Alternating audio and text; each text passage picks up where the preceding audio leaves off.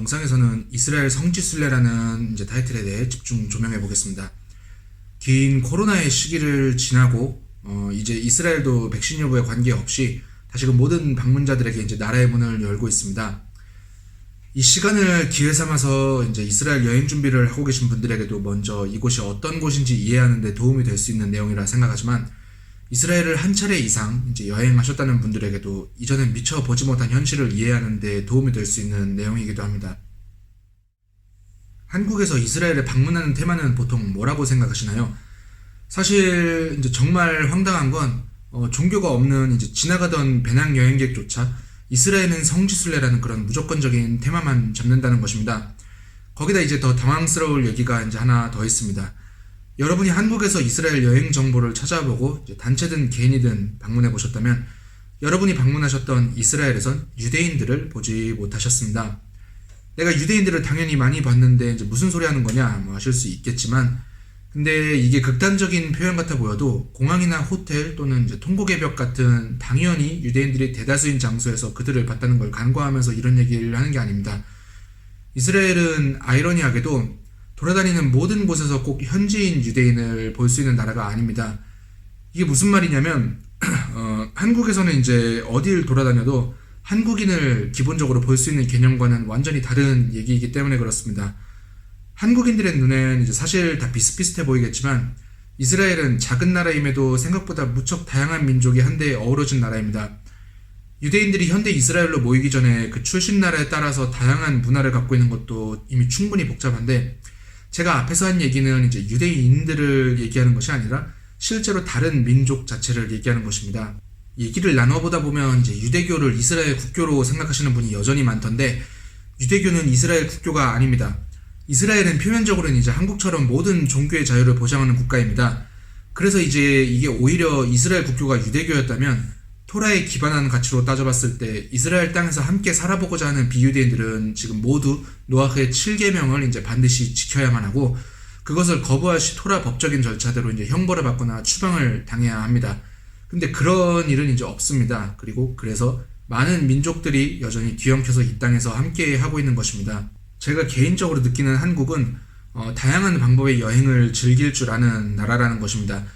어느 나라에 가도 그 나라의 다양한 면을 보려고 가는 그런 여행의 방법이 발달한 한국에서 안타깝게도 이스라엘을 목적지로 삼을 땐 그 방문의 중심은 종교 여부에 상관없이 모두 기독교 관련 기념교회들이 차지합니다.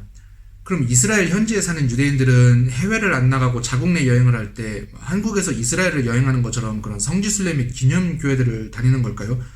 저는 이 문제를 이렇게 생각하시는 분을 개인적으로 지금까지 본 적이 없습니다. 이스라엘 현지를 다닐 때 유대인들을 만나지 못한다는 건 바로 그 기념교회들과 관련이 있습니다.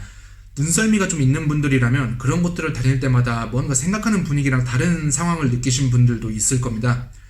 입장료를 받는 이들이나 관리인, 그리고 대다수의 성지 부지라는 곳들과 그런 성당 건물들은 이 아랍인들 지역에 들어가 있고 보통 아랍인들이 관리합니다. 이거는 사실 역사적인 이유가 좀 큽니다. 특히 지금으로부터 약 1000년 전에 있었던 십자군 전쟁 이후에 소유권 싸움이나 토지 구매 등이 특히 더 심화됐고, 그리고 그걸 설명하는 많은 역사적 자료들은 그냥 글만 봐도 머리가 아플 정도라는 것은 그런 내용에 대해 공부해 보신 분들이라면 충분히 공감할 수 있을 것입니다.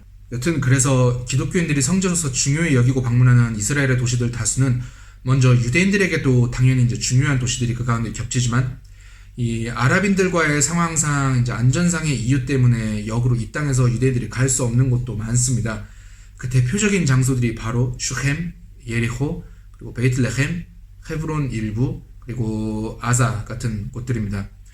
이스라엘을 방문하셔서 그런 곳에서 보게 되는 사람들은 유대인들이 아니고 아랍인들입니다.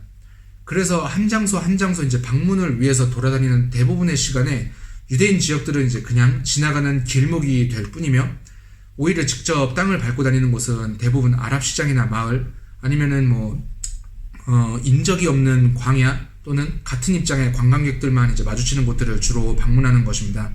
거기다 또 하나의 문제는 그동안 이스라엘을 소개한다는 한국의 가이드들은 모두 예외 없이 성지순례 전문만을 타이틀로 내세운다는 점입니다.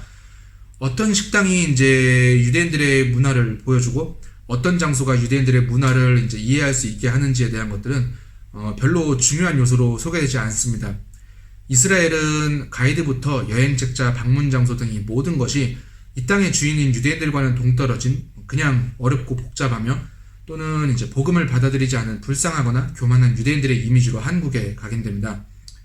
이번 영상에서 얘기하는 것들이 이렇게 너무 극단적이라고 생각하신다면 실제로 이스라엘에 와보신 분들은 자기가 다녔던 코스를 다시 한번 되짚어 보셨으면 합니다.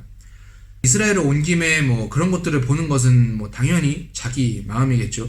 다만 그것이 이스라엘을 보고 간다는 어떤 전부가 되는 것에는 분명히 여러 문제가 있다는 것을 말씀드리고 싶었던 것 뿐입니다. 그래서 제가 현재 운영하는 블로그에 이전에 이스라엘 가이드를 잠깐 해보기도 했던 경험을 살려서 어쩌면 이제 당연한 것이었음에도 불구하고 이스라엘에 이런 장소가 있었어 싶은 것들을 별도로 추려서 간단하게 정리해 남겨두려고 합니다. 특히 스마트폰이 나온 이후로 제가 이스라엘을 다니던 초반처럼 이제 지도 하나 들고 어렵게 여행하는 시대와는 많이 달라진 지금을 경험할 수 있게 구글에서의 장소 이름을 중심으로 이제 여행을 오시기 전 미리 다 체크해두고 동선을 짜서 다니는 그런 스마트한 여행 계획에 도움이 될 수 있게 다 공개할 참입니다. 물론 참고로 말씀드리고 싶은 점은 이제 이스라엘은 유적지나 관광 장소의 대중교통 연계가 썩 좋지 못한 편입니다. 그래서 해당 소개들은 이제 렌트로 이스라엘을 돌아다닐 때 도움이 될 수 있는 정보들임을 참고하시면 되겠습니다.